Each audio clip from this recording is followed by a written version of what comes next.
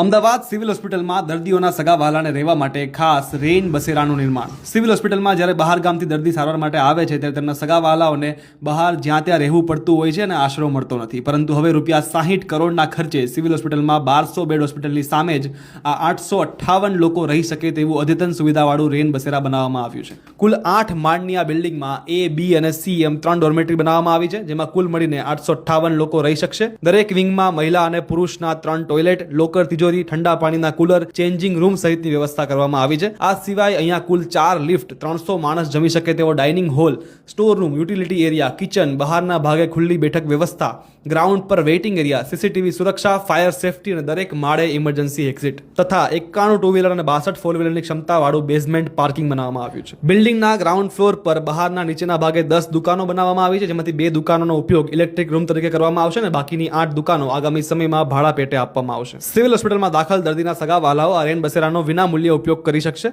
Entry મેળવવા માટે દર્દી સિવિલ હોસ્પિટલમાં કયા વિભાગમાં દાખલ છે તેનો પુરાવો અને ઓળખપત્ર આપીને રજીસ્ટ્રેશન થઈ શકશે. હાલ રેન બસેરાનું કામ 95% જેટલું પૂરું થઈ ગયું છે. બહારના ભાગ પર કલર કામ ચાલી રહ્યું છે, જે થોડા દિવસમાં પૂરું થઈ જશે અને નજીકના ભવિષ્યમાં ઉદ્ઘાટન કરીને આ રેન બસેરા લોકો માટે ખુલ્લું મૂકવામાં આવશે.